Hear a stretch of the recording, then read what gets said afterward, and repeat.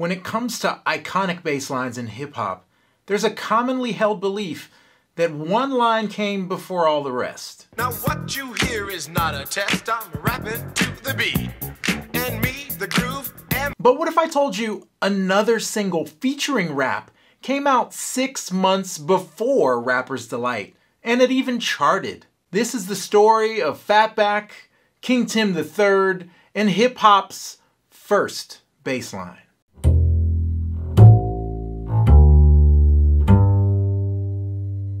Formed in New York City in 1970 by session drummer Bill Curtis, the Fatback Band's sound was rooted in funk and dance music, but notably at times incorporates other sounds like jazz and disco. They also recorded my favorite bass line, In 10, in 1977 with I Like Girls.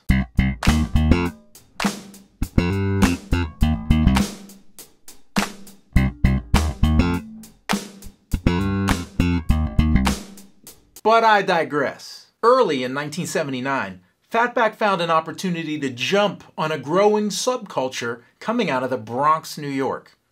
Hip-hop. Ironically, they were already a part of this scene because DJs were using a breakbeat from one of their albums.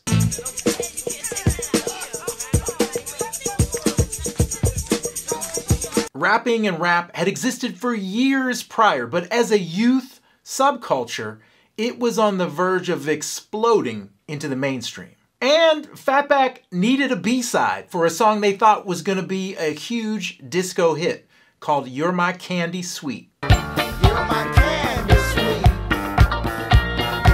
That B-side ended up being a song called Catch the Beat, aka King Tim III. Clap your hands and you stomp your feet, cause you're listening to the sound of the show shot beat. I'm the K-I-N-G, the T-I-M. A funky track that features 2 bass parts to drive this groove.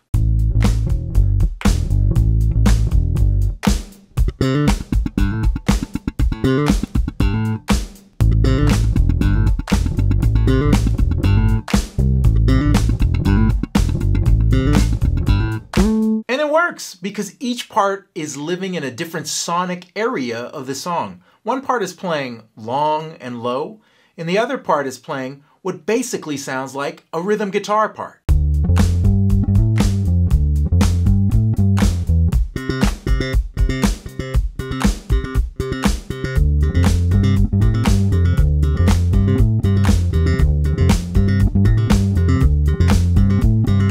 And the bassist on this track is the one and only Johnny Flippin, co-founder, singer, songwriter, and low-ender for the Fatback Band for over a decade. His lines are just iconic. And his songs have been recorded by Ashanti, Sly and Robbie, and Chaka Khan, among others. As far as hip-hop tracks go, this is one of the most unique you'll ever hear. Live instruments, a horn section, and as much singing as there is rapping.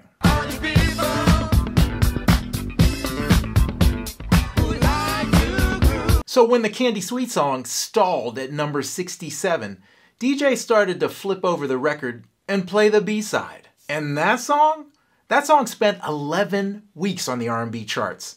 The band even changed the name from Catch the Beat to King Tim III to emphasize MC Tim Washington's role on the track. So why isn't this track that famous? Well, as they say in the business, timing is everything. Rapper's Delight was recorded in August of 1979, a time when Chic's Good Times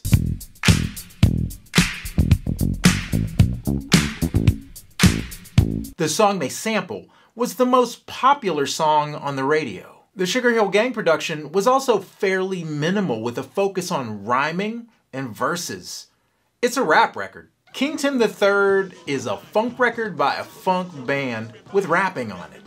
Even the band viewed it as a trend that would probably quickly be forgotten. Almost 24 rap records were made in 1979, but Rapper's Delight would kick off hip-hop's success in the record industry. And there are still people around who remember hearing rap for the first time on a Fatback Band record. And the lesson in all of this It's not a matter of being first. It's about being there at the right time.